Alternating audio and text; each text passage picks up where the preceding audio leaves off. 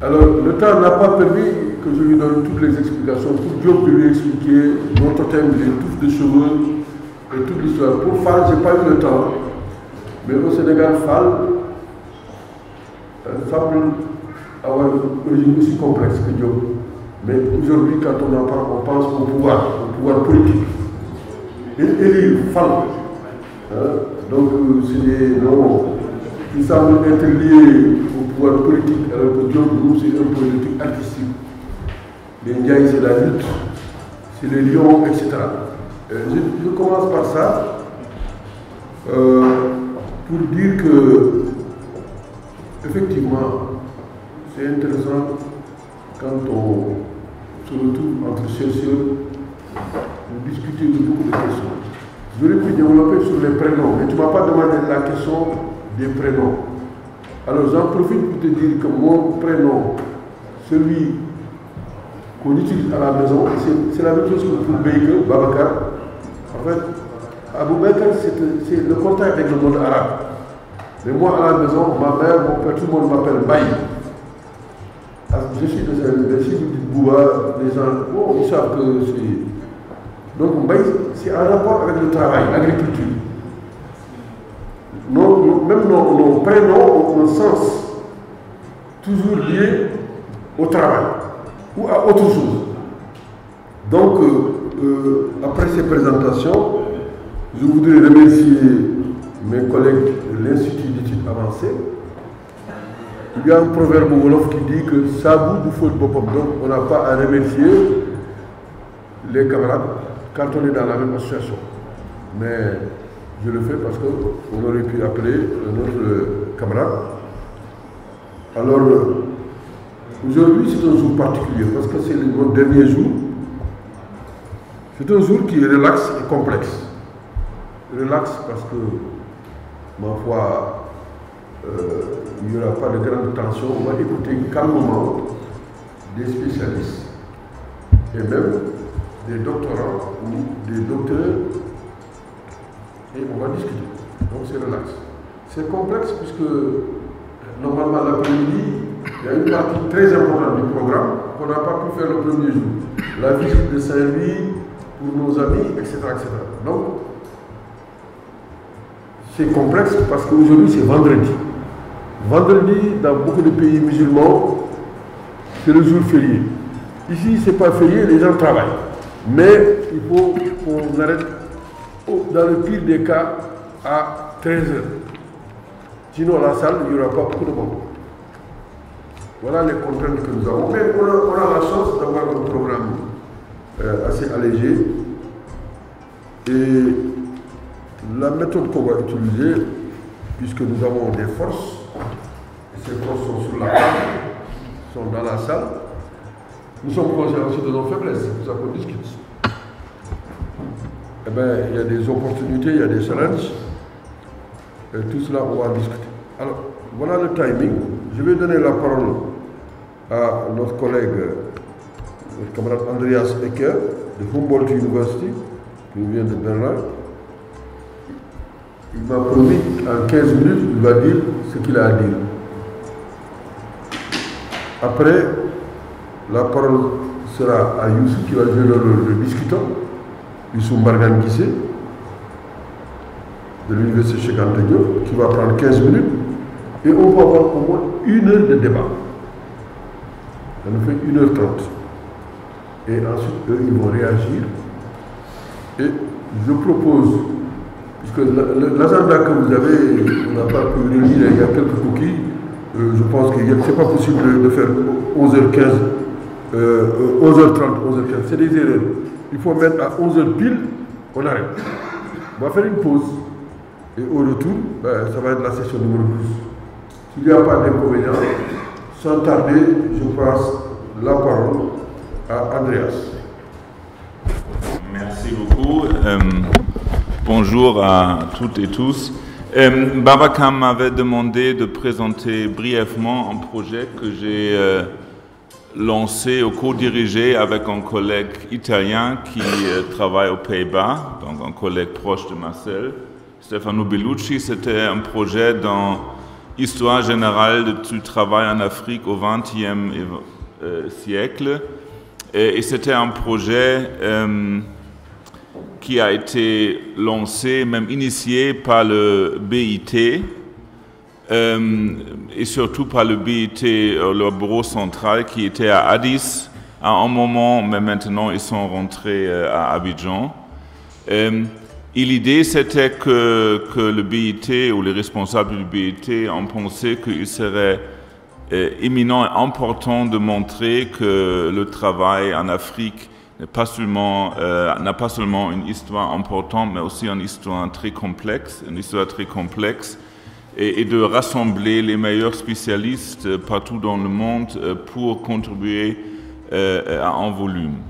Donc ça, c'était, disons, l'idée principale. On a commencé en 2012 avec une première rencontre à Addis, et le livre est finalement publié en 2019. Ça vous dit quelque chose sur le fait que la production académique est parfois très lente, mais aussi c'était une tâche assez complexe de travailler avec plus d'une vingtaine d'auteurs sur un sujet et de créer un livre qui est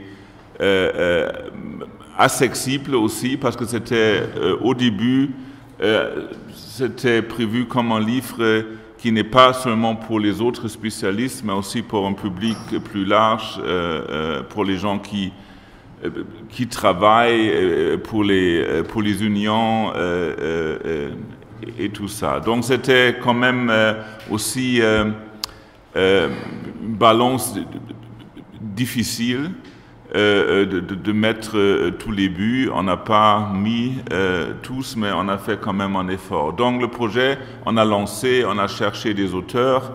Il y avait aussi deux éléments très très importants. D'abord, il fallait, ou nous voulons, d'intégrer un nombre considérable des auteurs qui étaient basés en Afrique et qui travaillent dans des institutions africaines. Et on a voulu inclure l'Afrique du Nord, parce qu'il y a quand même un débat assez vivant sur le fait que cette séparation entre l'Afrique subsaharienne et l'Afrique du Nord est très artificielle et compliquée. Mais d'abord, l'Afrique est un continent qui inclut l'Afrique du Nord, mais aussi cette idée que le Sahara est quand même une frontière qui sépare deux civilisations tout à fait différentes, n'est pas du tout vrai. Il y a beaucoup de travaux sur le Sahara qui montrent bien que le Sahara c'était plutôt un corridor, une place d'échange et pas une frontière. Et il y avait aussi un élément assez raciste qui était à la base de cette séparation, c'est-à-dire il y a l'Afrique subsaharienne qui était souvent appelée l'Afrique noire. Il y a l'Afrique du Nord avec les gens de peau plus légère, et aussi on a très facilement fait des conclusions sur les caractères. Donc c'était une séparation très problématique, mais quand même dans les pratiques académiques, dans l'organisation de structures académiques, il y a une grande séparation. C'est-à-dire il y a des instituts avec des experts sur l'Afrique du Nord, et il y a des instituts avec des experts sur l'Afrique subsaharienne. Donc ça, c'était quelque chose qu'on a voulu éviter, cette séparation. Et aussi, comme vous le savez bien, il y a un grand problème toujours avec les différentes, disons, langues européennes que les pouvoirs coloniaux ont laissées et qui dominent toujours les différentes régions en Afrique et aussi dans le discours académique. C'est toujours une tâche à vraiment éviter ces barrières. Mais quand même, il y a l'Afrique francophone, l'Afrique anglophone et l'Afrique lusophone. Et encore, c'est assez rare, par exemple, que des chercheurs à Dakar ou à Nairobi connaissent le portugais, ils lisent les choses. Et on a aussi essayé d'intégrer des experts qui travaillent ou qui sont dans des institutions dans les trois sphère linguistique en Afrique. Mais quand même, à la fin, le volume est en anglais. Et ça, c'est aussi un fait qu'il faut souligner, que c'est peut-être un peu douloureux pour les collègues francophones, mais l'anglais est devenu de plus en plus la langue dans les institutions internationales, mais aussi dans les débats académiques. Et l'histoire globale du travail, c'est surtout écrit en anglais. Et ça, c'est aussi quelque chose qu'on peut discuter. Il y a un collègue américain qui a appelé ou caractérisé l'anglais comme globish. Donc ça, c'est la langue globale. Et un des efforts que nous avons fait, c'était quand même d'intégrer la littérature dans des langues, dans d'autres langues, anglais, français, portugais. Quelques auteurs aussi ont aussi utilisé l'arabe, par exemple. Il y a une production académique remarquable en swahili. Il y a même des langues exotiques comme allemand. Et les gens, il y a des africanistes qui publient en allemand. Parfois des choses assez intéressantes qui sont quand même ignorées par la majorité d'autres chercheurs. Donc vous voyez déjà que c'était un projet assez ambitieux et aussi d'intégrer plus de 20 collègues qui ont beaucoup d'autres choses à faire et qui n'ont pas toujours respecté les deadlines. C'est-à-dire les dates pour donner leur manuscrit, voilà. Ça, ce sont les petits tests, mais quand même des petits tests qui font un projet comme ça, parfois énervant. On a organisé 2,5 rencontres, une à Addis, l'autre à Dar es Salaam, avec tous les auteurs pour discuter nos chapitres. Donc c'était aussi, on a essayé de faire ça quand même un ouvrage collectif, dans le sens que ce n'est pas les deux éditeurs qui ont dirigé le volume, qui ont décidé tout, mais tout le monde a lu tous les articles et a fait des commentaires. Et ça, c'était assez important et je crois a beaucoup aidé à faire des chapitres très solides et intéressants, qui ont intégré beaucoup de perspectives. Et aussi, on a essayé, on a choisi à la fin une approche thématique. C'est-à-dire, on n'a fait pas des chapitres régionaux, l'Afrique de l'Ouest, mais on a choisi des chapitres sur des sujets différents. Les sujets comme le travail salarié ou le travail forcé, c'est un chapitre que notre cher collègue Baba Kafal a coécrit avec Richard Roberts, qui a aussi parlé il y a 2 jours ici. Il y a les chapitres sur des genres différents comme les travails dans les mines, les travails au niveau du transport, mais aussi le travail au contexte, le travail des entrepreneurs, par exemple. Donc on a voulu faire cette approche pour vraiment montrer un peu la diversification et le tableau très complexe des pratiques de travail, pour montrer que les Africains travaillent dans des conditions diverses, mais aussi dans les métiers très divers, et aussi que la vie de quelqu'un qui travaille en Afrique n'est pas toujours limitée à une profession, une activité de travail, mais les gens changent souvent, et ils commencent avec quelque chose et après. Donc c'est-à-dire aussi cet aspect pas seulement de genre, donc comment est-ce que le travail influence les relations entre les genres, mais en même temps comment le genre influence la façon de travailler, qui peut faire quoi. Mais aussi la question de génération, c'est-à-dire comment est-ce que l'âge influence les pratiques de travail, par exemple, et les questions comme on dit, skill. Adresse, ouais. Hein?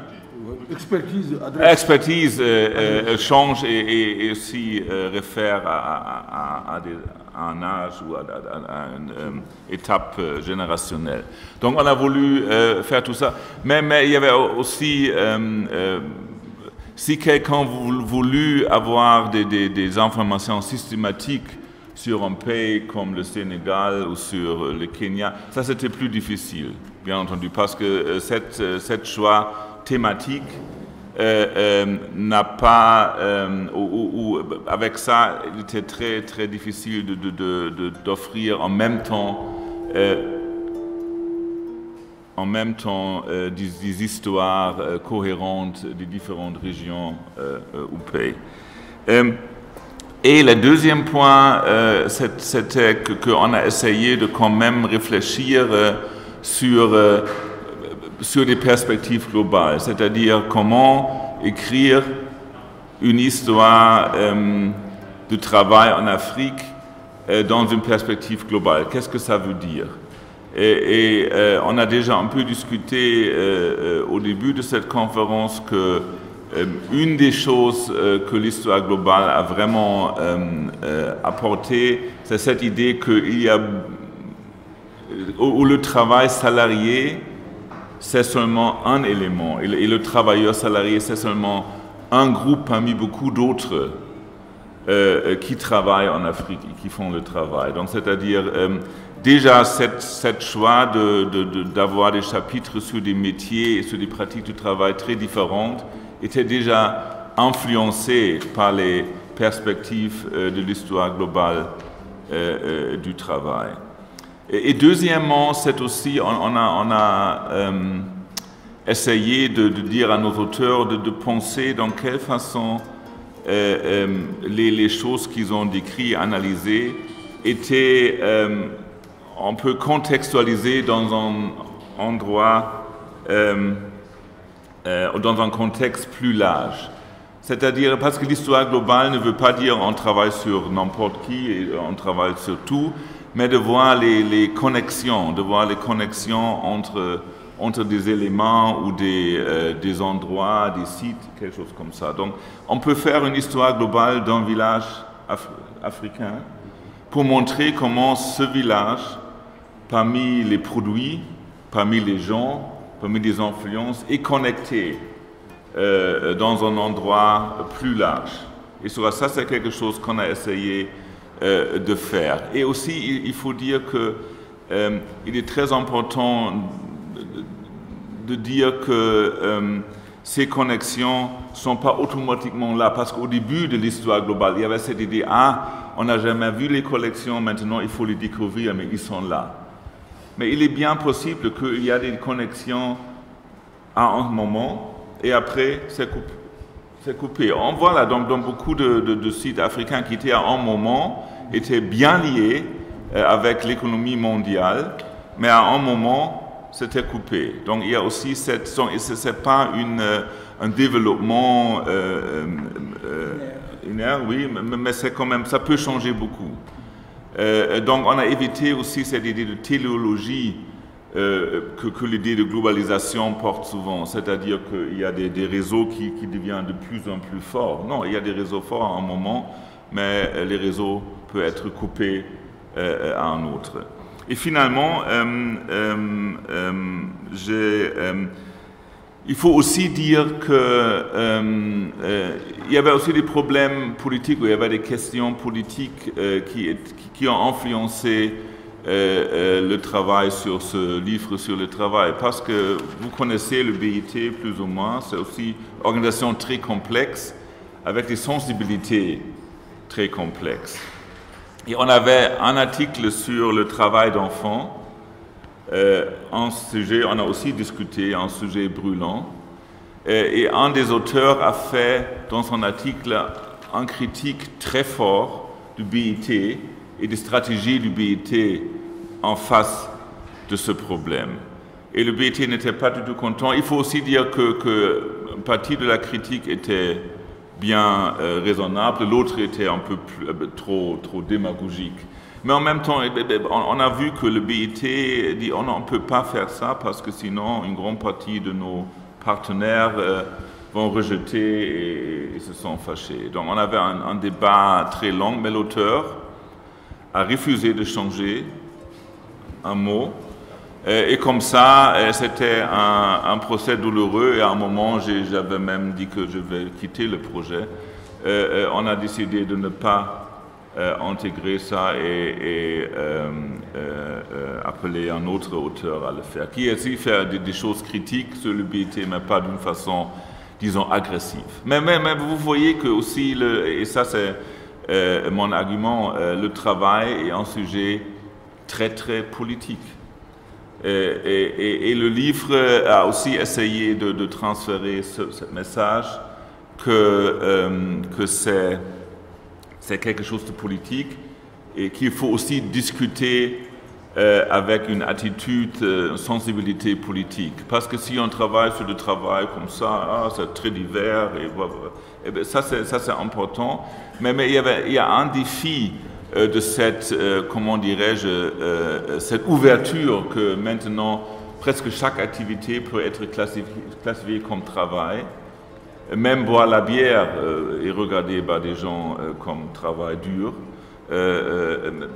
Et ça, il y a la tendance de dépolitiser la question du travail. Et ça, c'est quelque chose qu'il ne faut pas faire. Donc, je m'arrête ici. Je fais un tout petit... merci. Merci. Tout petit sommet en anglais. Yeah. Il est just a very short summary in English. Is there a content list? Oui, je crois il faut chercher. We will look for the list of Yeah, just that would. yeah. Just very briefly, so I was presenting very briefly this general labor history of Africa, which I co-edited with an Italian colleague working in the Netherlands, Stefano Bellucci. And it was initiated by the African headquarters of the ILO, and they approached us because they thought it would be very essential for them to have a kind of book that shows the rich history of labor in Africa and also its diversity, and could serve also for the ILO and its connected institutions to really raise the consciousness and that African labor history is not only about informal labor and misery, but also about struggles over rights and about people who tried to survive and people who developed huge skills and so on and so forth. And what we tried is to also integrate insights of global labor history in two ways. First of all, we wanted really to reflect about the diversity of labor in Africa and underlining that wage labor is only one among many working activities on the continent. And secondly, we wanted to show that even some, if you like, isolated events or places in Africa could be in many ways connected to a larger history of labor. And also that insights we get through writing on labor in Africa can be important and shape ideas about labor in general. And I think now the idea that wage labor is not everything is also something that came from studying non-European regions, and now we see that even in the North Atlantic realm, wage labor has been an important but by no means the dominant or always the dominant form of labor, and that there is no automatic process of proletarianization, that it is much more complex. And we decided to have a thematic approach, not a regional one, which was good in order to show the diversity of labor and not so good for people who look for coherent histories of specific regions. So if someone wanted to know about the labor history of Kenya from the early 20th century, it was a bit difficult. This person had to read in a variety of chapters and put the information together. Another thing, we tried to integrate North and Sub-Saharan Africa, because the separation is problematic at two levels. First of all, the Sahara has never been a frontier, but was always a very important transit zone. And secondly, this distinction between Sub-Saharan, often called Black Africa, and North Africa also has a very racist implication by saying that, okay, something, you know, the darker people in the south, I mean, that not that developed and are ticking differently than those in the north. So we try to integrate this as well. And yeah, I think I stop here. That I'm happy to answer questions later. Thank you. Merci pour cette introduction. Je crois que, puisque Bouna traduit pour nos amis, je crois qu'il n'y a personne en ligne. Donc, pour l'intervention de Youssou, il va bien sûr parler en français. Et comme tu es en train de traduire, aussitôt après on engage les débats. Parce que si effectivement il y avait des personnes en ligne, on serait amené à ce que, ma foi, on veille sur la participation des collègues de l'extérieur. Donc, sans tarder, Youssou a 15 minutes pour réagir sur ce que Andreas a dit. Et je crois que comme il a lu également, oui, absolument, il y a quelques camarades en anglais. Donc, quand Youssou va parler, Bouna, même si tu fais donc la traduction simultanée, tu résumeras ce que Youssou a dit pour permettre aux collègues anglophones. Donc, tu peux continuer avec Pragba et puis tu feras. Je sais que ça va être dur pour toi, mais c'est un bon exercice. Merci beaucoup. C'est bientôt fini. Merci, Boba. Je dois d'abord remercier tout le monde d'être là ce matin pour la discussion.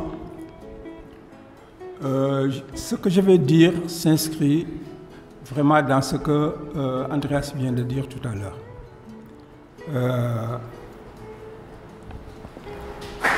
Georges Balandier, anthropologue français, a dit ceci. La tâche urgente est d'étudier comment l'inégalité s'établit. La tâche urgente est d'établir comment l'inégalité s'établit. Le problème du travail, des travailleurs, de l'histoire du travail qui nous intéresse, tourne autour de cette question de l'inégalité, du travail et de l'inégalité. Depuis l'origine de l'humanité, cette question de l'inégalité a été le moteur de transformation, des avancées, mais aussi des régressions. Et, de manière générale, de l'exploitation et du développement des violences. Aujourd'hui, avec cette mondialisation, on sait comment les inégalités se sont renforcées. Les dernières recherches sur les inégalités les caractérisent de insoutenables. Les inégalités aujourd'hui dans le monde sont devenues insoutenables. Surtout qu'elles conduisent à la menace même de la planète. Ça pose des problèmes d'écologie, de santé, de nourriture, entre États, pays, nations, territoires. Les fractures et les dislocations nous font que notre monde aujourd'hui est en convulsion permanente, ce qui impose la réflexion sur ces questions-là d'enjeux. Alors, pour l'Afrique, l'intérêt, à mon avis, du travail, l'étude des travailleurs, c'est que les civilisations africaines qui ont été brillantes, qui ont été d'une grandeur et d'une magnificence que l'on voit partout dans les musées. Quand on visite l'Afrique, on est fasciné par la splendeur et la beauté de ces civilisations. Mais souvent, on oublie que les créateurs de ces civilisations, de ces splendeurs, sont les artisans. Sont les artisans, les architectes, les ingénieurs traditionnels, les créateurs, etc., etc.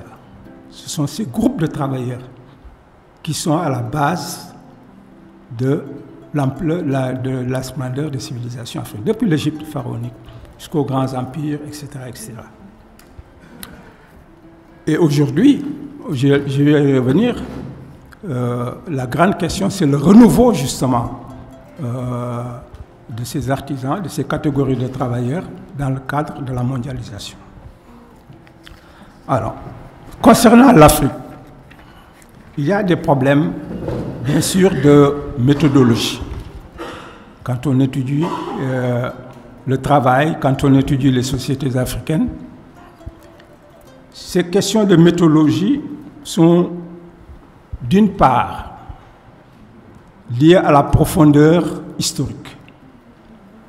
L'histoire africaine, dans ses continuités et ses discontinuités, porte sur des millénaires d'histoire. Ça, c'est un premier problème qui pose la question de la genèse. Comment reconstituer les formations depuis des millénaires, dès leurs origines? C'est des questions qui interpellent les archéologues, bien sûr, mais toutes les disciplines, les traditions orales, la sociologie, l'anthropologie, la littérature, etc., etc. Le deuxième problème concernant l'étude des sociétés africaines, c'est lié à l'espace. L'Afrique est un espace international des peuples, dès l'origine. C'est pourquoi la conception des ethnies comme étant des entités figées ou séparées, ceci est totalement faux. Les sociétés africaines ont, sur tout cet espace international, noué des alliances et ont fonctionné en réseau connecté, des chaînes de sociétés articulées sur un espace international. Donc, étudier les sociétés, il faut faire attention, la société Wolof, la société Alpulaar, etc., etc., et avoir une approche en termes de formation sociale, c'est-à-dire des économies, des groupes sociaux qui sont connectés sur la longue durée et qui migrent, qui se reconstituent, qui se segmentent, mais pour se reconstituer sur tout l'espace international. D'ailleurs, l'unité culturelle des peuples, la parenté linguistique, tout ça qui est démontré, les légendes qu'on trouve partout, sur tout le continent, les mêmes légendes. Par exemple, la légende de Ndjadja Ndiaye, ici au Wallo, on le trouve au Kenya. La même légende, Ndjadja Ndiaye. Le mythe du serpent, c'est tout le continent africain, c'est le même mythe. Les légendes, il y a des variantes, mais c'est les mêmes mythes. Ça veut dire que l'Afrique est un continent de sociétés interconnectées. Et ça, c'est très important comme approche. Donc, la question de la pluridisciplinarité se pose. La reconstitution de la genèse pose aussi d'énormes problèmes. Par exemple, l'étude du système des castes, qui est un problème extrêmement important dans l'histoire de l'Afrique de l'Ouest en particulier, pose des problèmes de reconstitution. Cheikh Anta Diop a buté sur cette question-là. Il a avancé l'idée de la division sociale du travail au sein de la communauté agricole, qui a permis le développement donc, de l'artisanat et tout ça. Mais ça fait problème. Des archéologues comme Amadi Bokoum, qui ont travaillé sur la métallurgie du fer, sont aussi confrontés à pourquoi et comment se fait-il qu'un groupe, des communautés entières de travail et de créativité qui avait le pouvoir dans certaines grandes régions. Le premier empire, l'empire du Ghana, était dirigé par un roi forgeron. Mais cet empire a éclaté. L'importance, tu en as parlé hier. Je crois que l'histoire de l'empire du Ghana, son éclatement, est un moment historique très important qu'il faudrait approfondir. Il y a eu aussi le pouvoir des forgerons au Tekrour. Et les études ont montré que partout sur le continent, il y a eu cette métallurgie du fer et les forgerons ont joué un très grand rôle, un rôle politique hégémonique de construction de royaume. Cependant, à un moment donné de l'histoire, il y a eu un basculement et toutes ces catégories de travailleurs, d'artisans, etc. ont été marginalisées, ont été déconsidérées et même victimes d'une idéologie du racisme biologique à travers l'impur lignage. Ces catégories étaient considérées comme impures. Et bon, il y a beaucoup de travaux, le Meyassou et tout ça. Moi-même, Ablaye Bara Diop en a parlé, moi-même j'en ai parlé dans mon travail là-dessus. Ça pose le problème de l'antagonisme dans l'évolution de l'histoire africaine. Et c'est à nous de poser ça. Parce que cette vision idyllique de l'Afrique, sans conflit, solidaire et tout ça, c'est vrai que les communautés domestiques de base ont développé la solidarité et tout ça, la teranga, l'hospitalité, tout ça, ça existe en Afrique. Mais à des niveaux de développement politique, il y a eu des conflits et des formes de violence qui ont été exercées sur des communautés entières, comme les communautés des artisans, qui ont perdu donc le pouvoir politique et ont été forcément marginalisés. Donc la question de la division sociale du travail, la reconstitution des groupes, des questions d'hégémonie sont des questions conceptuelles extrêmement importantes et également la question des conflits politiques au niveau extrême, c'est-à-dire les conflits armés. Beaucoup de questions sociales, d'antagonisme politique sur le continent ont eu des solutions au plan militaire. Je pense à la bataille de Kirina entre Sundiata Keita et Soumaoro Kanté, qui tranchait la question justement entre les communautés agricoles et l'aristocratie militaire liée au commerce transsaharien, etc. Et le clan des forgerons qui avait jusqu'ici, et des artisans qui jusqu'ici maîtrisaient, étaient les moteurs de la civilisation et étaient constituaient la richesse des sociétés. Donc les questions militaires ne doivent pas être isolées comme des conflits simplement armés, mais comme des conflits de type comme prolongement de la politique. Ça aussi, c'est des questions. Donc dans tout ça, dans ces mutations, il faut considérer aussi le rôle de l'idéologie, le rôle de la culture et le rôle des élites africaines dans ces communautés-là. Ils ont joué un rôle dans, par exemple, le système des castes ou même dans l'écriture de la mémoire des sociétés. Ils ont joué un rôle de construction de l'idéologie, d'animation des rapports sociaux et de renforcement ou de consolidation des hégémonies politiques. Il me paraît important aussi un autre problème qu'il faut aussi envisager au plan méthodologique, c'est le problème du reclassement social. C'est très très important. Durant la longue évolution de l'histoire africaine, où il y a eu des conflits, bien sûr, des migrations, des connexions et des déconnexions,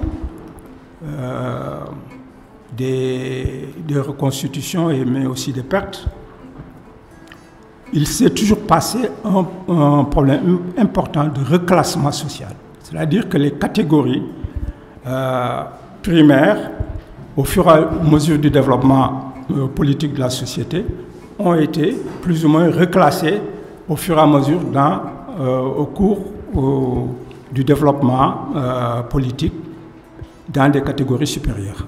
Si on prend les Laman, par exemple, qui ont été les maîtres des terres, on voit qu'avec le développement politique, la catégorie des Laman qui détenaient les terres et même des Diogomaï, les maîtres des eaux, ont été, avec le développement politique de la société, ont été reclassés dans les pouvoirs politiques dans les royaumes, ont eu plus de pouvoir, ont intégré donc le bloc hégémonique d'État. De même, les esclaves également qui étaient marginalisés ont été également reclassés dans l'armée et ont eu des pouvoirs extrêmement importants. De même, les femmes aussi. Les femmes aussi ont été plus ou moins reclassées à travers la linguère, la famille royale, etc. Et ils ont eu un pouvoir politique central également. Voilà ce que je voulais dire en gros. Et dire que, revenir sur la mondialisation et dire que cette mondialisation, non seulement renforcé de manière insoutenable les inégalités entre pays, États, nations, sociétés, territoires, etc., et donc aboutit à cette violence, à la menace même d'une guerre nucléaire, à la destruction même de la planète. Cette mondialisation aussi a ouvert la pluralité culturelle du monde. Le monde ne peut, l'hégémonie en tout cas universaliste ne marche plus parce que la mondialisation elle-même a desserré l'étau de cet universalisme et a consacré les identités, l'affirmation des identités ethniques, communautaires, partout, ça se passe dans le monde. Donc il y a des phénomènes de renouveau qui se passent face à l'hégémonisme culturel universaliste. On le voit partout dans le monde. Il y a bien sûr des formes extrêmes de ces affirmations dans le djihadisme ou bien dans le terrorisme, etc., etc. Mais de manière plus communautaire et plus civilisationnelle, les artisans, par exemple, les travailleurs en Afrique, et je pense que partout dans le monde, sont en train de revenir à leur rôle d'initiateur de la civilisation. Les entreprises culturelles aujourd'hui artistiques s'affirment partout dans le monde, de sorte que voilà, ces communautés jadis marginalisées dans l'histoire sont en train de jouer un rôle moteur dans le renouvellement de la civilisation et dans l'humanisation du monde. Je pense que les étudiants, en tout cas, ont un travail extrêmement important, des chantiers très importants qui sont ouverts à eux concernant toutes ces questions, à la fois sur l'ancienneté de leur recherche, parce qu'on est en histoire, et c'est extrêmement important l'histoire, puisque dans toutes les façons, la connaissance scientifique, aujourd'hui, la recherche, elle ne peut pas se passer à la fois de la considération du rôle de la culture et du potentiel créateur et subversif des traditions. Je vous remercie. Alors, merci Youssou donc, pour ce complément. Merci Andreas, je pense que tous les deux ont tenu en 15 minutes. En attendant que la feuille que j'ai fait circuler me permettra de voir le nombre de personnes qui veulent intervenir. Je voudrais d'une part renouveler l'invite qui consiste à éteindre les portables ou à mettre ça au vibreur. Moi j'ai un défaut, c'est vraiment concernant les questions de timing, les questions de rigueur et de respect pour qu'on puisse travailler sans trop de problèmes. Donc ceux qui ont effectivement des gens peuvent toujours mettre au vibreur et ça permettra que nous tous on puisse travailler. Alors, en attendant que la feuille vienne, je voudrais soulever quelques points adressés à mes deux collègues et même à la salle. Ils sont au nombre de au moins 9 points. Hein. Le premier, c'est à propos du délai. De quoi? Du délai pour la mise en œuvre, oui. Ah oui, d'accord, la traduction pour Youssou. Merci, tu as raison. Bouna, vas-y, tu as parfaitement raison. Merci de... Merci, thank you. Traditional or resume, yeah. Maybe the people are watching. Am I at the right place? Okay, great. So, okay, so reflecting upon what Gise said, he mentioned that he's drawing along the lines of what Professor said. There is an urgent task to reflect upon the inequalities in labor, and this has been the case since the birth of mankind. But more because we're living in a more globalized world where there's a lot of exploitations. These have been enhanced in different aspects, in the ecological system, health issues, and also conflicts and tensions that arise everywhere. In the specific case of Africa, is that Africa as an ancient civilization, but we tend to always often forget the architects of this civilization. We present Africa in a positive light when it comes to its civilization, but we do not have to undermine the conflicts, but also the role of artists and artisans. He mentioned the methodological issues, drawing from going back to millennium, which goes back to millenniums, because when we write about Africa, we have to look back into the past and interrogating archaeologists, but also drawing from the resources of oral literature and the reflection of sociologists.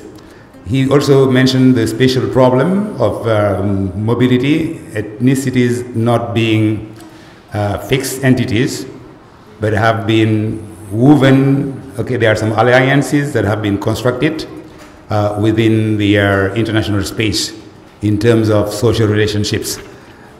He also mentioned the linguistic parenthood, giving some comparisons between, let's say, those legends and myths surviving. He mentioned the case of Njajanjai, the same as in Kenya, but also the widely shared myth of the snake. He touched upon the caste system, which poses a problem of reconstructions. Cheikh Anta Diop himself, the outstanding anthropologist, faced that challenge. There is a division, but also some different approaches according to archaeologists. Most of them did face this problem in terms of research. He underlined the power of blacksmiths in the Tekrur area, who played a very important political role in the constructions of kingdoms.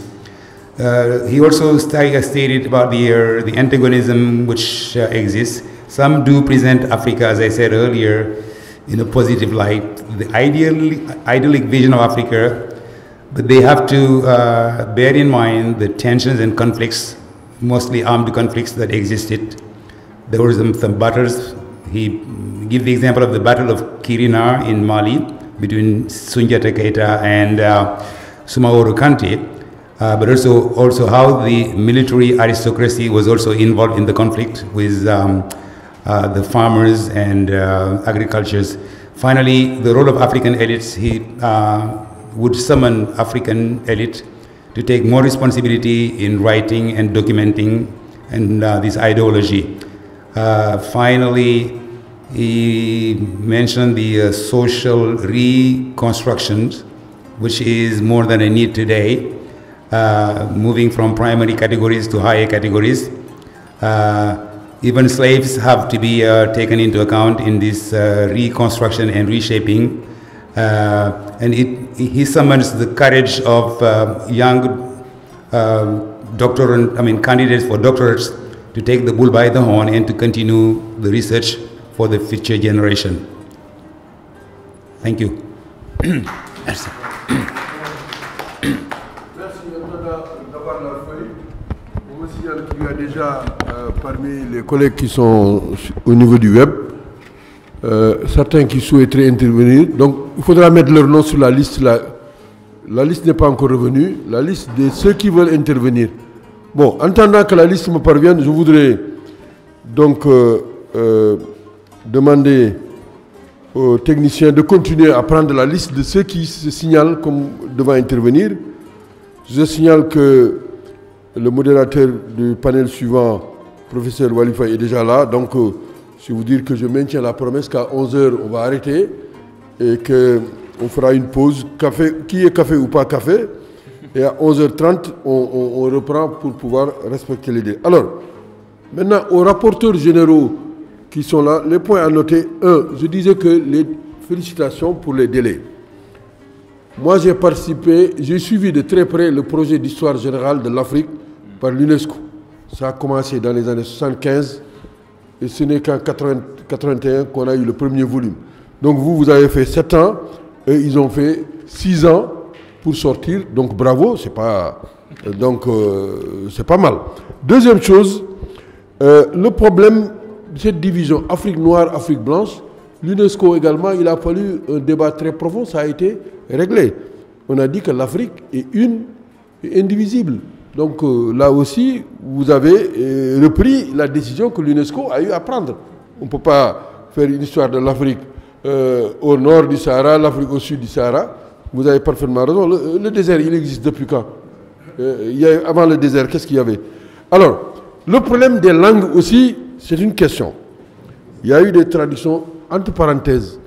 Même pour l'histoire générale de l'Afrique, il faut magnifier le rôle du président Kadhafi. C'est Kadhafi qui a payé de sa poche, en fait de l'argent de Libye, pour qu'on puisse traduire les volumes dans les grandes langues africaines de diffusion. Bon, après la disparition de Kadhafi, je ne sais pas si les États africains donnent la même ampleur. Ça, je crois que c'est très important. Et je félicite notre camarade qui a posé ce problème des langues. Moi, j'ai assisté à des réunions. Je me rappelle la dernière, c'était chaotique. Tous ceux qui ne parlaient pas anglais ont été obligés de bloquer la réunion. C'était au Brésil, à Belém, la conférence internationale sur l'éducation des adultes. Parce qu'il n'y avait même pas de traduction pour les autres. L'anglais, les gens pensaient que ça allait de soi. Tout le monde doit parler anglais. Les lusophones, francophones et les autres se sont mobilisés et la conférence a été bloquée. Parce que l'UNESCO avait oublié, ou n'avait pas les moyens de faire des traductions. Donc c'est heureux que vous ayez pris ça en charge, le Swahili, parce que de toutes les façons, moi je suis dans le mouvement d'éducation des adultes. Si on veut être efficace dans le monde, il faut une approche multilingue, multimédia, multiscript. Parce que les langues véhiculent aussi des idéologies. Et si on ne fait pas un travail de traduction, bon mon Dieu, on travaille pour maintenir le système. Alors, le problème aussi des objectifs. Quels sont les objectifs? Youssou en a parlé, il faudra y revenir. Et surtout, comment assurer le suivi? Moi, j'ai participé à une étude qui s'appelait PADLOS, dirigée par, à l'époque, le professeur, c'était Guy Belloncle, et le professeur Peter Easton. Mais on a fait des études et on est venu 5 ans après sur les mêmes sites pour voir qu'est-ce que les gens ont retenu. Donc, c'est bon de faire des études comme nous sommes en train de le faire, mais c'est destiné à qui et comment vérifier régulièrement. Donc, cette question-là, j'aimerais bien que tu puisses nous dire là-dessus. Le problème maintenant, les travaux, est-ce qu'il faut travailler en groupe ou bien est-ce que c'est des individus, chacun fait son... Bon, l'UNESCO a eu le même type de problème. Hein. Il y a eu ce qu'on appelle les volumes de l'histoire, mais il y a eu ce qu'on appelle les séries études et documents. Les gens se sont retrouvés. Pire encore, des fois, quand un volume est sorti, on a organisé des conférences parce qu'on s'est rendu compte qu'il y avait des... Moi, je connais beaucoup plus le volume 2, mais le volume 2, dès qu'il a été publié, il y a eu une rencontre en Libye pour que les gens se rendent compte qu'il y avait beaucoup de choses qu'on avait oubliées. Il y avait des sources qui n'étaient pas utilisées. Et c'est le groupe où les Cheikh Anta et les autres, ils ont travaillé. Donc, il y a eu, dès la publication du volume 2, une série pour approfondir les questions. Donc, les historiens doivent être très modestes pour savoir que les choix thématiques, c'est bon. Alors, ma question, est-ce que vous prévoyez, je n'ai pas encore vu les livres, des index et des glossaires? Parce que les index permettent à ceux qui veulent étudier telle ou telle raison, rapport à telle ou telle question, de voir ce qui a été dit. Je le dis parce que c'est un élément important. Et le projet UNESCO a eu les mêmes types de problèmes. Et même moi, je suis membre du projet Histoire générale du Sénégal. On a publié 5 volumes. Il y a 14 volumes qui vont bientôt être diffusés. Et bon, on s'est rendu compte qu'il est plus facile de permettre les séries études et documents, de faire un document sur la grève des cheminots, de faire telle étude sur telle, plutôt que de réunir les collègues. Nous, on était un groupe très important sur l'histoire ancienne, mais à un moment, les débats étaient tellement chauds que bon, ça n'a pas prospéré. Beaucoup de gens ont abandonné la culture parce qu'il y a eu des débats idéologiques, des problèmes d'approche. Et je signale que même pour le projet UNESCO, en 1974, l'UNESCO a organisé au Caire une rencontre internationale que tout le monde connaît d'ailleurs, parce que c'était Cheikh Anta et les autres, les Européens, les Américains. Et ce colloque-là a permis de dire qu'au fond, les autres n'avaient pas bien préparé et que les thèses de Cheikh Anta étaient, et Sonic avec Obenga étaient plus solides. Ça, c'est le rapport officiel. Parce qu'il fallait bien régler ce problème. Il y avait des différences idéologiques. Et je pense que c'est heureux. Moi, j'ai proposé qu'on organise l'année prochaine le cinquantenaire de cette fameuse conférence pour voir le point. J'espère que ça se fera. Cette année, on célèbre le centenaire de Kizerbo et le centenaire de Cheikh Anta. Donc, il y a des moments où il faut revenir sur ce qui a été dit à ce propos. Maintenant, Youssou, la question que tu poses, qu'il faut étudier l'inégalité. Mais est-ce que le problème, ce n'est pas de poser le problème du développement? Parce qu'inégalité, on peut faire l'égalité sans qu'il y ait développement. Hein? On peut rendre les gens égaux sans qu'il y ait développement. N'est-ce pas? Est-ce que la question, ce n'est pas la question du développement durable et solidaire? Et je pense que tous les autres aspects, le genre, les jeunes, c'est vrai. Moi, hier à Dakar, j'étais invité à un débat, je ne pouvais pas être là-bas, organisé par l'association des juristes, sur quoi le problème, pourquoi au Sénégal on ne peut pas, la parité, pourquoi ça ne peut pas marcher? Les questions de mixité. Est-ce qu'il faut revenir à l'histoire africaine où il y a ce qu'on appelle le bicaméralisme? Il y avait des chambres pour les femmes, des chambres pour les hommes. On peut être pour la mixité, mais est-ce qu'on va continuer à fonctionner comme les Européens disons, ou même comme les Asiatiques ou bien en Afrique? Il y avait des chambres pour les femmes. Et aujourd'hui, dans toutes nos associations, d'ailleurs, heureusement que les syndicats, il y a des sections féminines, je ne sais pas en Europe si vous avez des sections féminines, mais nos syndicats, on se rend compte que les femmes et les hommes, même dans nos quartiers, si vous convoquez des réunions, les femmes ont tendance à organiser leurs réunions et discuter des mêmes questions et prendre des positions qui ne sont pas les positions des hommes. Voilà les questions que tu as posées et je crois que même les jeunes, moi j'habite à Ouakam, mais à Ouakam, quand il y a un problème, nos parents libres, il y a ce qu'on appelle les frayes. Les jeunes, ils s'organisent, ils prennent des décisions. Et les adultes ne peuvent pas faire n'importe quoi. Alors, les types d'États qu'on a là, c'est quel type d'État? C'est des États qui représentent quelle histoire? Voilà les problèmes.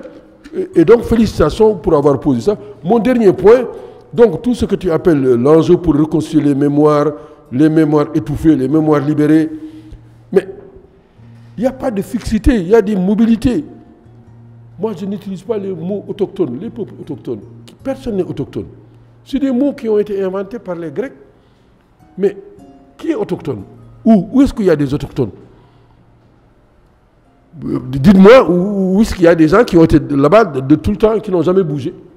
Alors, donc, si on n'enlève pas ça dans la mentalité des gens, et nous, Africains, on a une responsabilité particulière, et c'est mon dernier mot. Même les mots, je l'ai dit lors d'un colloque, les mots nègre, le mot Afrique, mais qu'est-ce que ça signifie? Le mot nègre, c'est un mot africain. Et c'était par rapport à l'eau. Ça n'a rien à voir avec des couleurs de peau, etc. Le mot Afrique, c'était par rapport également à le feu. Donc, les Africains, le feu, Afrique, depuis l'Égypte pharaonique, Afar, Safar, c'est le feu. C'est ce mot qui a donné Afrique. C'est le feu. Donc, il y a des spécialistes comme Diodore que j'ai cité qui dit que l'homme est né en Afrique parce qu'il y a deux éléments essentiels, l'eau et le feu. Et on ne peut pas unir les Africains si on ne règle pas les problèmes de l'eau qu'on doit partager et les problèmes de l'énergie. On ne peut pas. Donc ces questions-là, il faut qu'on en discute pour savoir, il faut s'unir autour de quoi? L'Europe, il a fallu s'unir autour du charbon. C'est comme ça au départ. C'était le charbon qu'ils ont voulu régler. Mais aujourd'hui, l'Union européenne. Nous, si on ne veut pas régler les problèmes d'eau et d'énergie, mon Dieu, on va continuer à se battre. Et je pense que ce discours pour l'Afrique est valable pour l'humanité, à mon avis. Autour de quoi on va unir les gens. Voilà, en fait, moi, les questions. Donc, Youssou, OK, sur le rôle de l'idéologie, la culture, les élites. Alors, ma liste, que je n'ai pas encore, s'il n'y a pas la liste qui revient des gens qui veulent intervenir, elle est où? Non, il n'y a que ces deux personnes. Eh bien, c'est Abdou Salam Fall, et ensuite, le collègue, vous m'avez dit son nom? L'autre, il s'appelle Najib Fall. On va commencer par Abdou Salam, il est là, et dites à Najib de se préparer, et nos deux collègues vont intervenir s'il y a d'autres personnes après. Abdou Salam.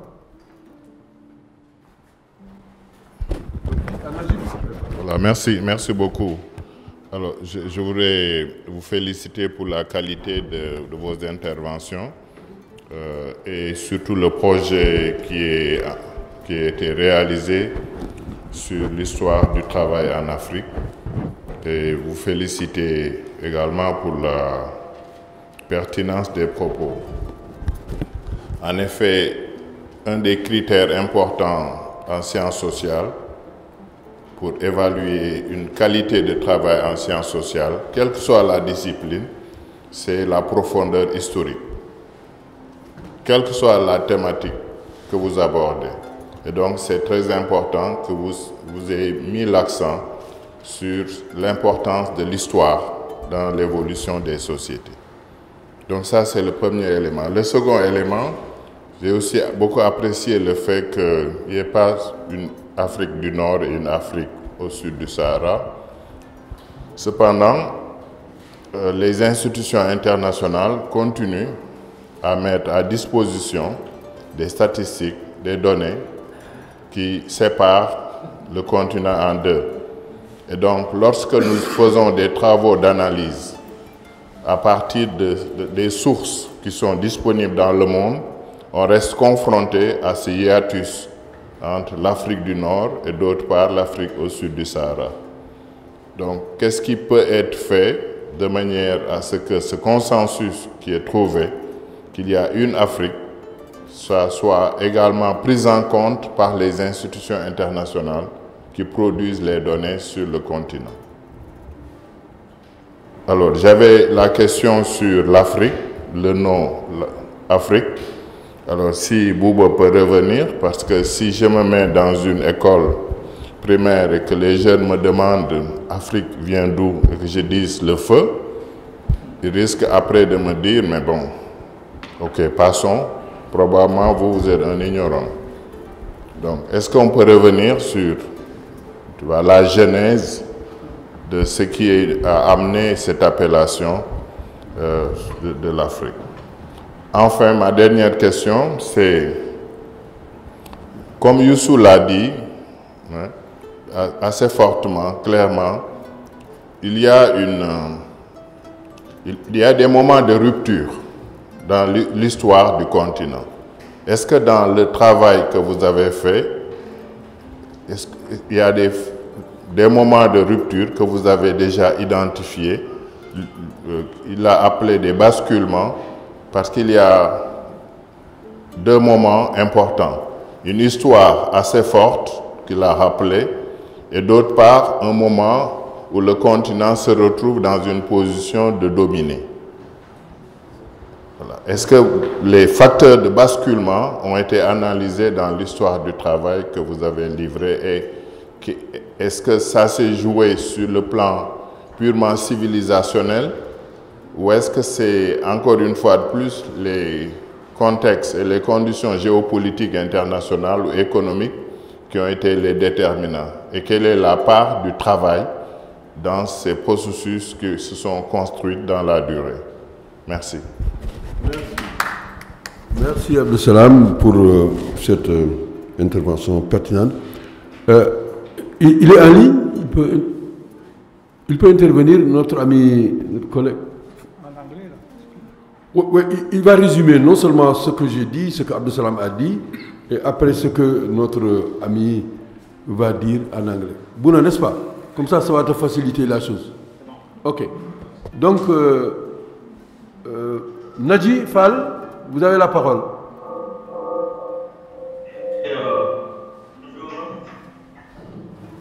Bonjour, monsieur et madame, je vous salue. Et je voudrais tout d'abord vous remercier de cette initiative dont j'ai déjà participé avec vous deux jours d'affilée.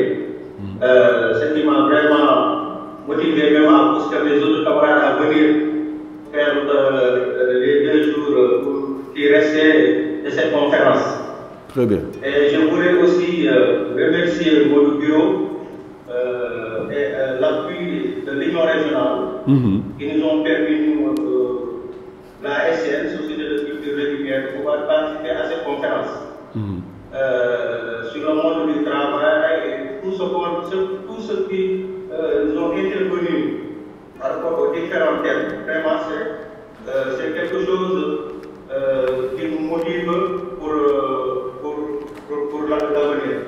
Mais c'est juste donc pour amener juste une proposition pour vous faire savoir que aujourd'hui c'est votre dernier jour inaugural. Vraiment, je voudrais participer pour vous faire savoir que le monde du travail aujourd'hui, elle a besoin de ces gens d'initiatives pour pouvoir relever le déficit. Notre secteur qui est le secteur agricole. Et on est en train de subir beaucoup de choses qu'au finish, à chaque fois, on indexe que le gouvernement. Parce que c'est les Occidentaux qui viennent investir pour créer l'emploi et faire bénéficier des jeunes pour avoir du travail. Nous, en aucun cas, on ne peut pas les indexer, que c'est eux. Mais c'est ce qu'ils ont trouvé, ce qui a été proposé. Même si vous regardez aujourd'hui, par exemple, ici, on prend l'exemple de notre société. Parce que si vous regardez bien, en tenant compte avec tout le respect que je veux pour vous, parce que chacun de vous, pour les professeurs, j'aurais même voulu avoir les inspecteurs du travail aussi avec vous. Vous avez développé tas de questions sur ça. Mais je voudrais juste attirer votre attention, surtout dans le domaine agricole.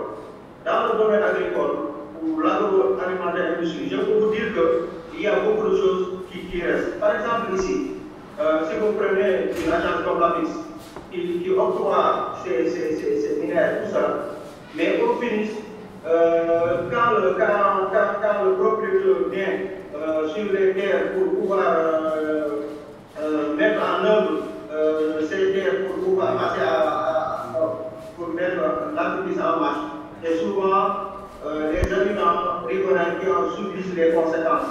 Parce que non seulement ils ont les terres, ils ont l'expérience, mais ils n'ont jamais été accompagnés par le gouvernement pour pouvoir faire la même chose, par exemple, ce que vous voyez actuellement.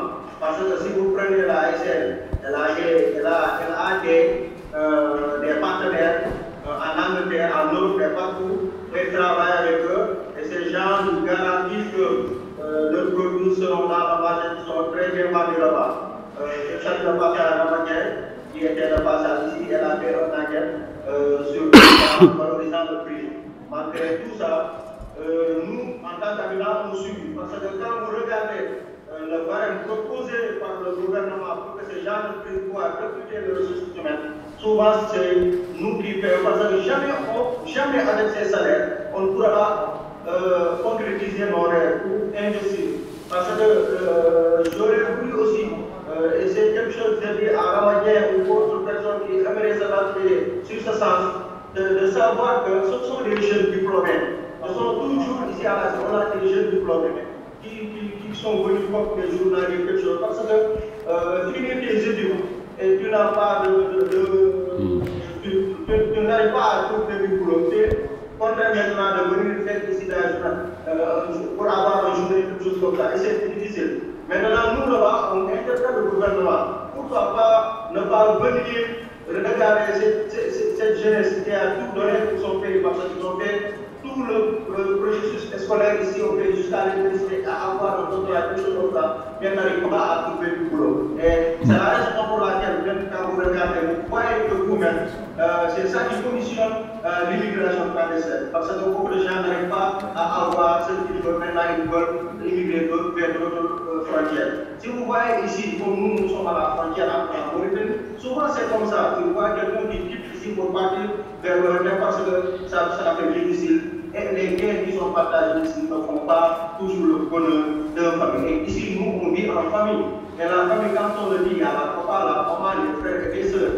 Maintenant, s'il y a un barème qui est proposé par l'État du Sénégal, pour ces gens-là, on peut suivre derrière là et derrière pour voir est-ce que réellement les postes occupés par ces travailleurs sont faits, ce qui a été noté, non, mais surtout aussi les syndicats au finish, dès qu'ils viennent pour intervenir, ils vont te dire, comprenant la convention collective interprofessionnelle pour le code du travail,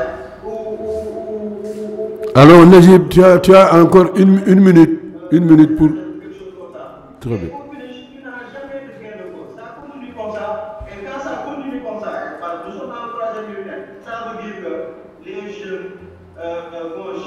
Vont jamais concrétiser leur rêve. C'est des États qui vont changer. Et ce sera toujours pire pour le travailleur africain. Parce que l'idéologie en Afrique n'est pas celle en Europe. Parce que l'Europe veut vivre, si vous me le permettez, parce que certes, ils ont venu pour concrétiser quelque chose ici, l'amener vers l'Europe. Mais nous, on ne concrétise jamais rien parce que nous, on tous à chaque fois quelque chose juste à venir. Merci beaucoup. Merci Najib Fall de nous avoir...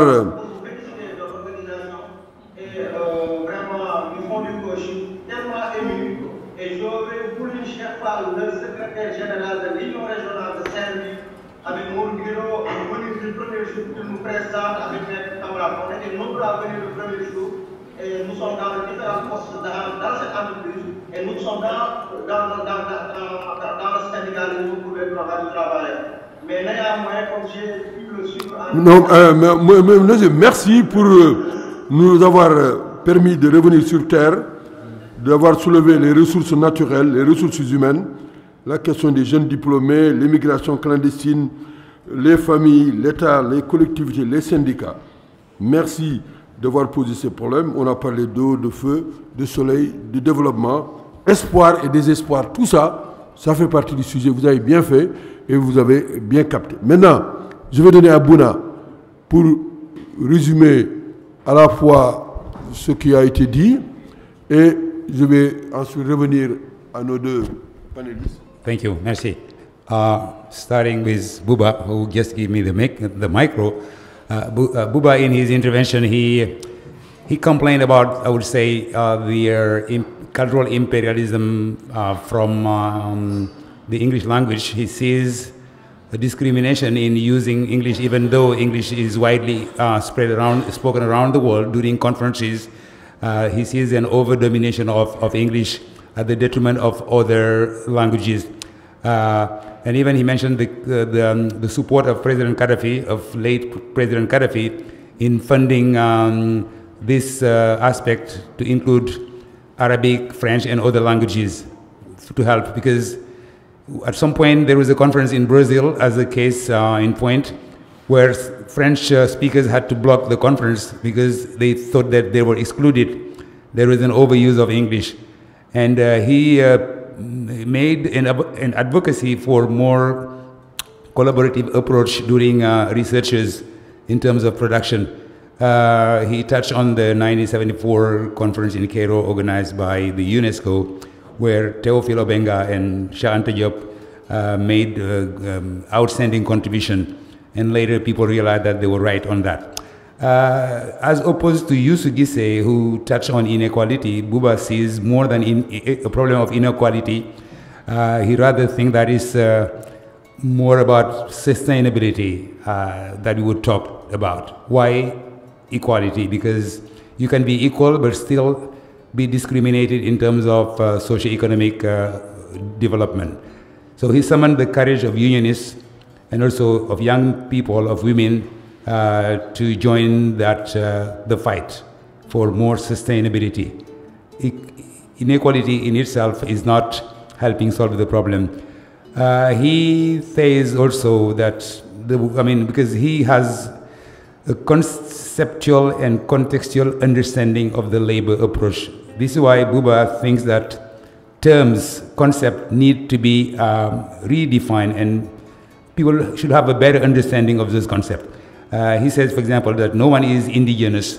This is just a word that has been invented by Greeks, and to him, it doesn't make sense. The word Negro comes from Safar, from water, and Africa means fire. So he made the association water and energy. And today you see what's going on in Somalia, Ethiopia, and Sudan. What is uniting them? It's a water and energy issue problem. The same as in Europe with charcoal.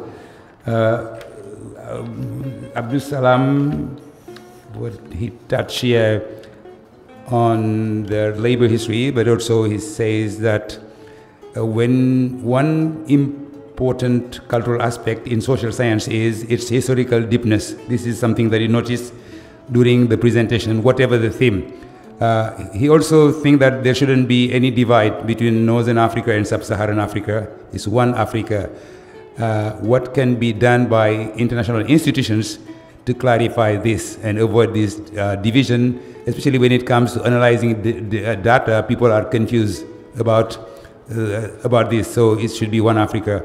He gave the example also of getting back to what Buba says. He gave the example of a primary boy eventually asking him, his school teacher, what the word Africa means, and he would be at a loss how to explain to him.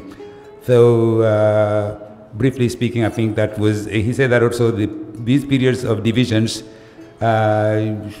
should include a more geopolitical approach for a better understanding. The Nap Bifal, you can understand that his words were mainly words of complaints. First he started thanking Modigiro and convincing his friends to join the conference because he sees in the conference an opportunity to tackle the problem they are facing in the agribusiness sector, where he sees a lot of discrimination. And who is responsible? Corporations, NGOs, or the silence of the state? Because local population do not take advantage of their lands. Even when they are recruited, they are paid low wages. Most of them are young graduates from universities who would do some casual works. And with this, they cannot guarantee a promising future. And this, unfortunately, led to illegal immigration. And so he summoned the courage of unionists and also labor inspectors to intervene and put an end to this discrimination. Thank you. Merci Bouna. It's very deep and concise. Thank you very much. We appreciate very well the translation. Now, on va utiliser les 25 minutes qui restent. Il va prendre 10 minutes au maximum, 10 minutes pour répondre aux questions. Je prendrai 5 minutes pour répondre à Abdou Salam qui m'a posé une question précise sur Afrique. Et on va donc aller pour la pause. Café ou sans café, l'essentiel, c'est qu'on va faire le break. Donc on commence cette fois-ci. Qui va commencer? Vas-y. Ouais. Voilà. Ok. Voilà. Merci beaucoup. 10 minutes. Oui, 10 minutes. D'abord, encore une fois, sur ce point de l'Afrique qui est indivisible, c'est vrai que l'UNESCO a souligné ça, mais la réalité est différente. Et je crois que c'est un point très très important que les statistiques divisent toujours. Et les statistiques ont des effets politiques énormes et des effets idéologiques. Donc c'est vraiment, je n'ai aucune idée comment changer ça à ce moment. Mais c'est un sujet qu'il faut vraiment traiter parce que parmi les statistiques, en réalité, une division est créée aussi des caractéristiques pour des régions différentes. C'est la même chose avec le travail informel qui est sur les statistiques. Et à l'Inde, par exemple, on compte maintenant 90% des travailleurs sont dans le secteur informel. Dans ce contexte, le mot informel n'a aucun sens. Je crois, mais il faut prendre ces statistiques sérieuses parce qu'ils créent une réalité qui, en même temps, crée une image négative sur une grande partie du continent. Et c'est aussi vrai que c'est toujours une bataille idéologique. On a mentionné plusieurs fois Cheikh Anta Diop et son propos que l'Égypte, c'est une civilisation africaine, même une civilisation noire africaine. Ça, c'est un débat assez compliqué et complexe. Mais quand même, beaucoup de gens de l'Égypte, avec cette haute culture, ne pouvaient jamais être africains. Et si on demande maintenant des gens, il y a toujours cette idée, des grands, disons, un grand scepticisme que l'Égypte fait partie de l'Afrique. Donc je crois que c'est un problème, même s'il y a des déclarations et tout ça, c'est toujours un problème qui est là et qu'il faut attaquer. D'ailleurs, le concept de l'Afrique, je ne connais pas les histoires du Nord, mais le concept de l'Afrique a été créé en quelque sorte en diaspora. C'était des anciens esclaves aux États-Unis qui étaient les premiers qui ont développé une idée d'être africain ou de l'Afrique, aussi pour créer un contrepoint d'une idéologie qui les a seulement vus que des sauvages et tout ça. Donc c'est une histoire très très intéressante de voir comment l'idée de l'Afrique est née. Il y a des débats aussi controversés sur cela, mais je crois que ça c'est quelque chose qu'il faut discuter. Et aussi pour la question facteur de basculement et comment faire la chronologie et la périodisation, je trouve que c'est aussi pour l'histoire du travail, ça pose un grand problème, cette périodisation entre l'Afrique précoloniale, coloniale et postcoloniale.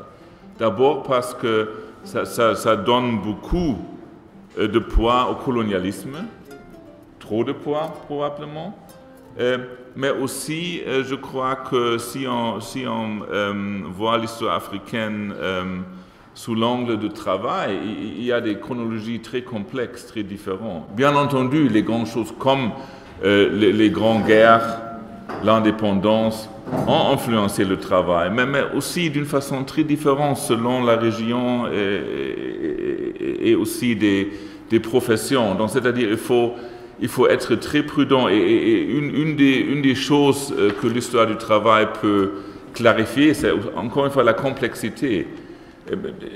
L'indépendance n'a pas changé tout, il y a beaucoup de continuité. Aussi, la colonisation a fait une rupture, mais en même temps, il y avait des continuations, beaucoup de continuations. Donc, je crois que ça, c'est quelque chose de très, très important. Et là, il faut bien entendu aussi prendre en considération les facteurs plutôt géopolitiques, mais aussi les questions sur le terrain, à tout dire, ou les aspects locaux. Un autre plus pratique en ce qui concerne le livre, oui, on a un index et une bibliographie vaste. Ça, c'est important. Et une chose, on essaie de faire ce volume accessible pour tout le monde. Mais on a une maison de publication commerciale et donc ils veulent qu'on nous paie beaucoup pour faire ça. Mais il est important parce qu'il y a trop de livres sur l'histoire africaine qui ne sont pas accessibles en Afrique. Et ça c'est jusqu'aujourd'hui un grand problème qu'il y a des gens qui produisent beaucoup de choses, travaillent ici dans les archives, parlent avec les gens, utilisent les savoirs locaux et après ils publient toutes leurs choses dans un livre qui coûte $200 et n'est pas du tout accessible ici. Et parce que ce volume est vraiment aussi s'adresse vraiment à un nombre plus grand, on a beaucoup on fait beaucoup d'efforts pour faire ça accessible à l'internet au moins et aussi le BIT nous a promis de distribuer des volumes dans des bibliothèques universitaires, Inch'Allah. Mais on continue. On est en train de préparer un volume qui va couvrir les périodes entre le 15e siècle et le 19e siècle. Pour dire, voilà, même si le travail a beaucoup changé et tout ça dans l'époque du XXe siècle, il y a une histoire avant, une histoire, et notre collègue a déjà souligné l'importance aussi de la perspective historique plus longue. De la longue durée, si vous voulez. Et donc, on est en train de continuer ça parce que c'est un sujet qui est très important. Il y a un dernier point, mais je trouve ça aussi très important pour, disons, le pratique de faire l'histoire globale, c'est-à-dire de travailler individuel ou travailler en groupe. Et l'histoire globale nous invite de travailler en groupe. Parce que si on prend un exemple que Marcel van Den dans son livre décrit, une approche pour l'histoire globale, c'était de suivre quelqu'un, un homme, une femme ou un produit, un peu dans le monde. Disons un marin qui est dans un village du Sénégal et qui travaille dans un bateau, il arrive en France, il fait la politique, il travaille là-bas, il rentre, quelque chose comme ça. Là, on touche beaucoup de contextes différents, beaucoup de langues différentes, beaucoup de connaissances différentes. Et il y a très peu de gens qui ont cette capacité encyclopédique de faire tout ça. Donc, et c'est le même plus compliqué avec les produits comme le coton, le livre de Sven Beckert. Il avait bien entendu des gens qui lui ont aidé pour des recherches en Inde, en Égypte, au Togo et tout ça. Mais un produit comme ça est un peu partout et joue un rôle dans des contextes très précis avec une culture, des langues, des politiques très différentes. Donc l'histoire globale, c'est un travail de groupe. Mais en même temps, nos rites académiques nous forcent, on nous oblige en quelque sorte de faire des choses individuelles, de nous présenter comme des chercheurs individualistes. Si vous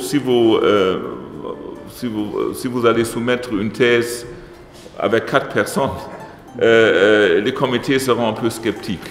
Mais ça, c'est que je trouve ça très important parce que comme l'histoire globale implique, disons, comment on dit, mettre ensemble les compétences et tout ça, en même temps, nos structures académiques nous empêchent en quelque sorte de faire ça.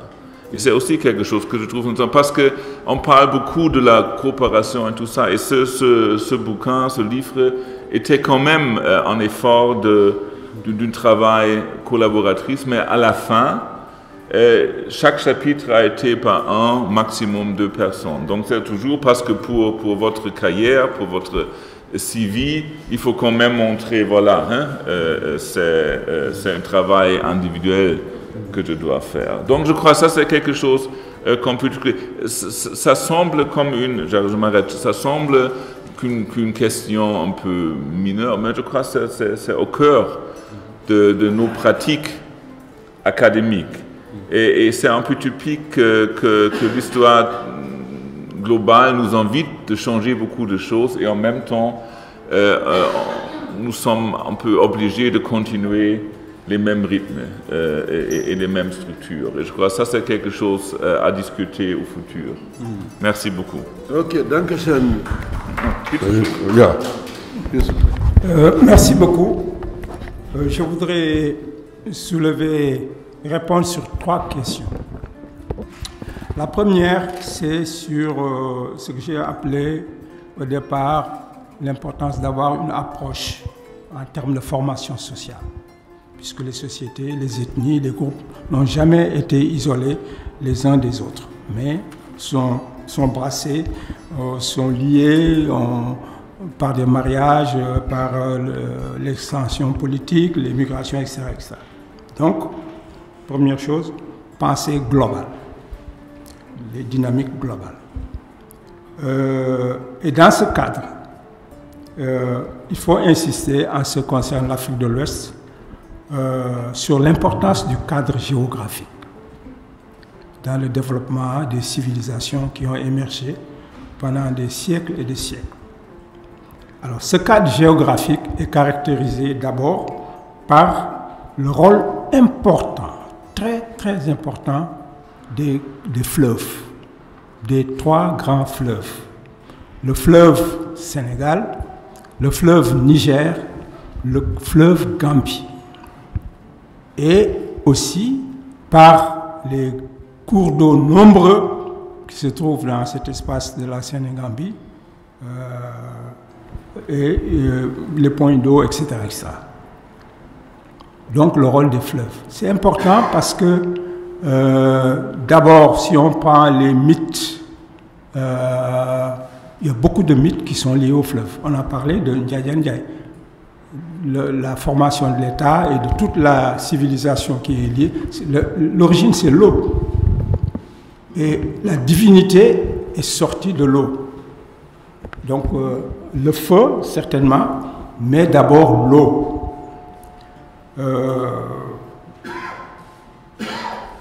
Alors, de sorte que, lié à l'eau, c'est la fécondité. C'est la fécondité, c'est la vie.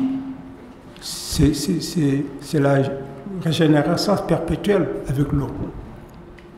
De sorte que les divinités sont les femmes. Toutes les divinités des fleuves sont les femmes.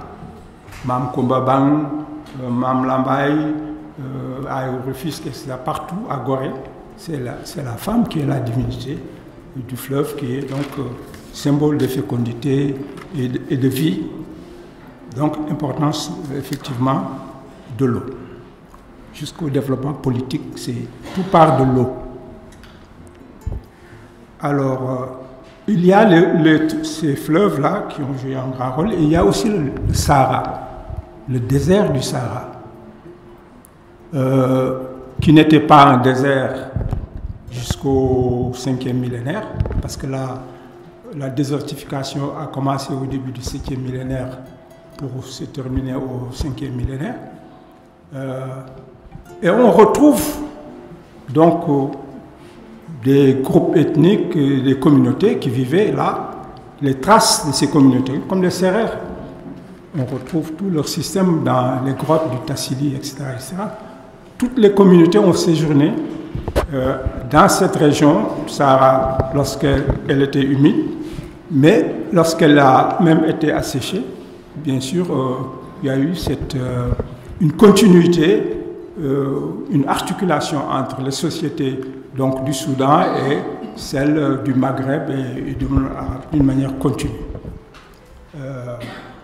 Ceci pour revenir à la question de l'inégalité et du développement. Je crois que les deux concepts ne sont pas de la même catégorie. Et pour moi, le concept d'inégalité est beaucoup plus fondamental. Puisque l'humanité, la société humaine, a été confrontée dès le départ par le problème des inégalités. Il y a 4 types d'inégalités fondamentales. La première, c'est l'inégalité homme-femme. La deuxième inégalité, c'est l'inégalité aîné-cadet, l'inégalité de génération. La troisième, c'est l'inégalité de savoir, puisqu'il y a des gens qui détiennent le savoir et d'autres qui ne l'ont pas dans la société. Et enfin, une inégalité entre ceux qui possèdent les terres et les migrants qui sont accueillis sur ces terres.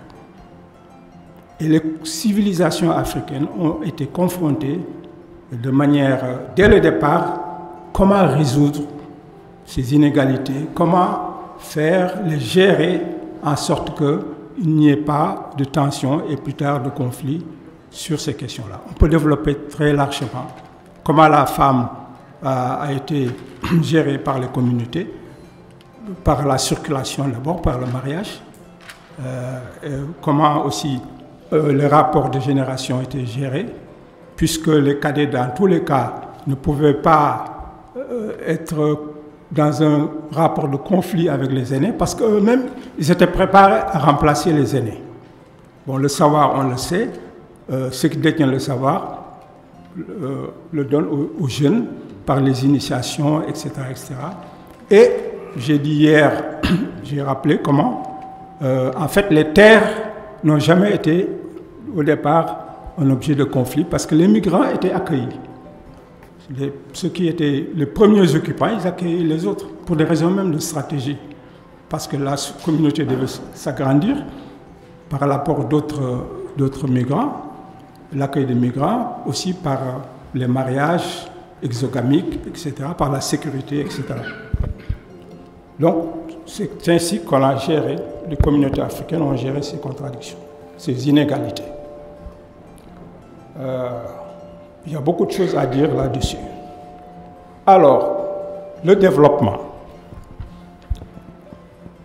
Si on prend l'histoire de cette région autour des grands fleuves, les grands fleuves ont permis la création de richesses. Ceux qui ont étudié les sociétés, les préhistoriens, les archéologues et tout ça, ont montré qu'autour du fleuve Sénégal, par exemple, il y a eu ils appellent une guirlande serrée de villages. C'est-à-dire qu'il y avait un accroissement démographique extrêmement important autour du fleuve. Et le fleuve lui-même, dit-on, pouvait nourrir à l'époque 1 million de personnes. Ça veut dire qu'autour du fleuve, il y avait une grande richesse. Les gens étaient riches. Alors, cette richesse, ce développement a créé des problèmes. Premièrement, pour les communautés agraires. Vous savez que les communautés agraires sont égalitaristes. Et que la richesse elle-même était en quelque sorte une menace à cet égalitarisme-là. Et la question de la gestion du surplus économique était une question centrale à régler. Par exemple, puisque le surplus économique, si elle est détenue par un groupe de personnes, de toute façon, il faut qu'elle soit gérée. Le plus que la société produit devait être géré.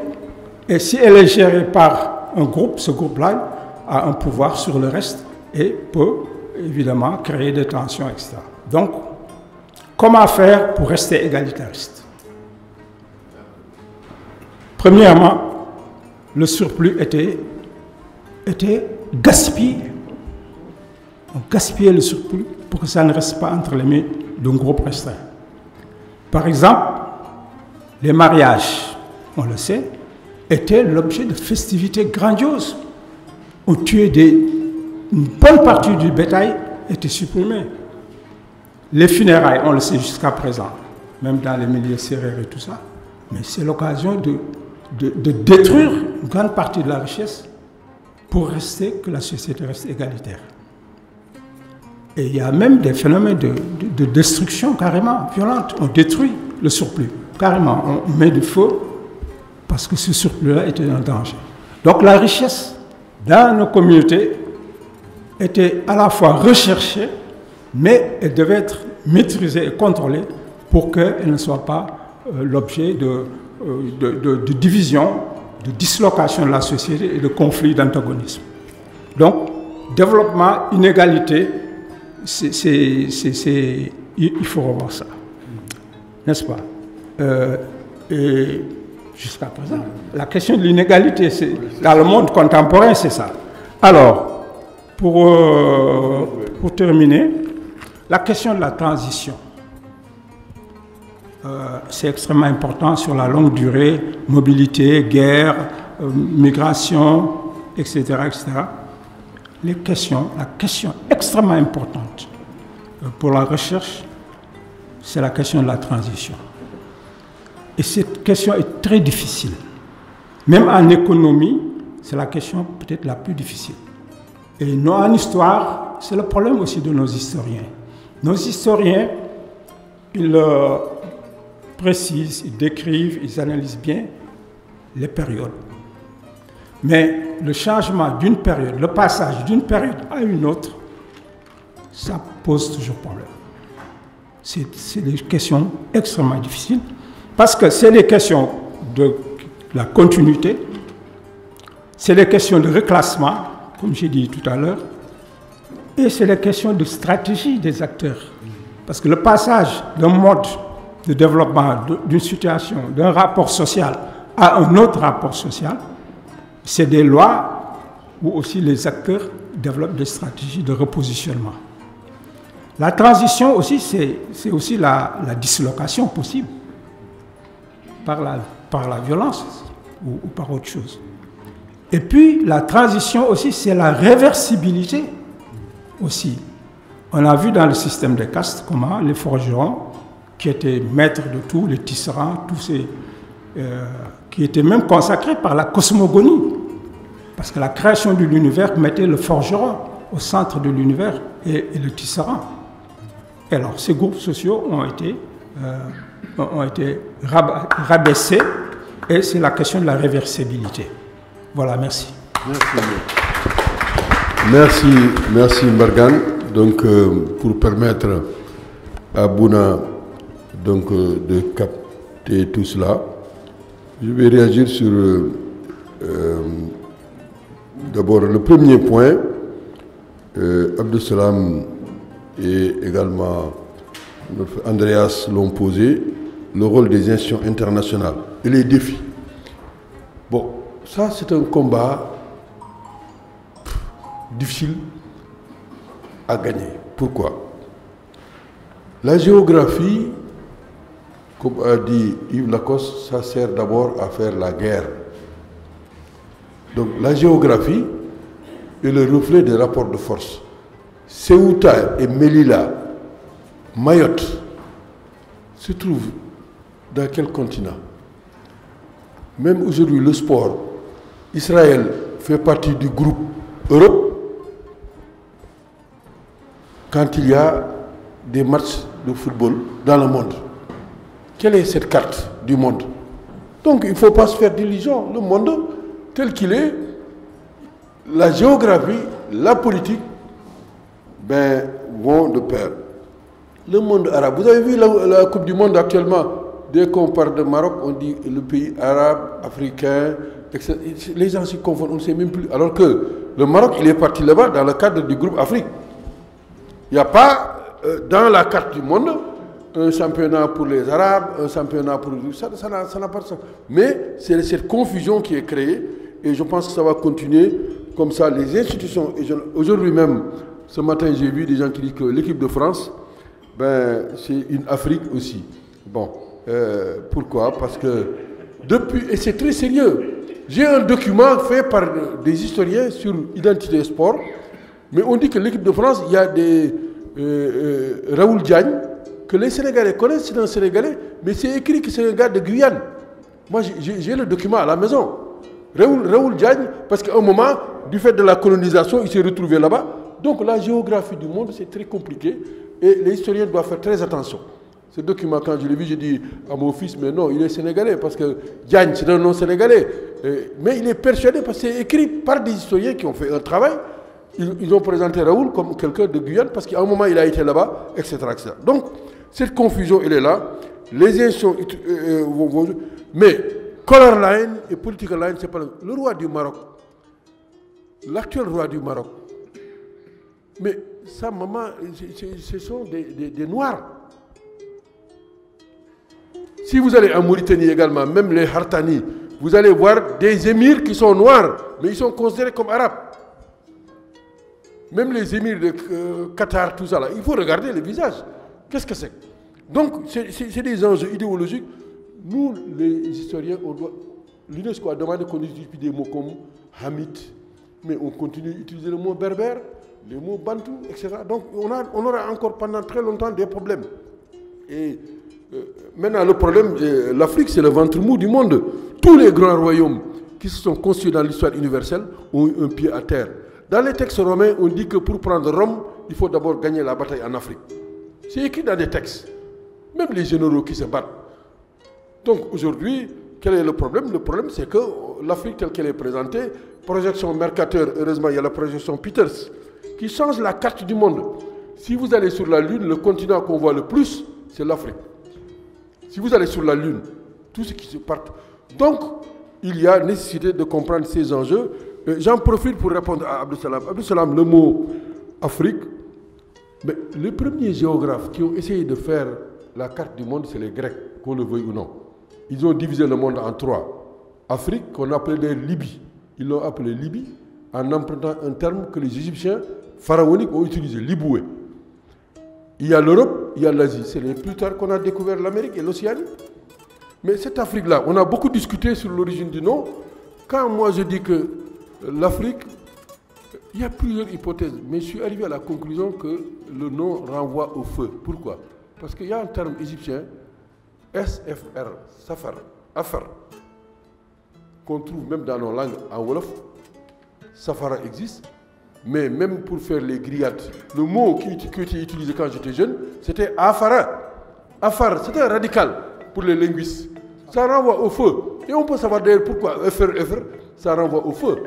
Allumer effectivement une feuille et puis écouter.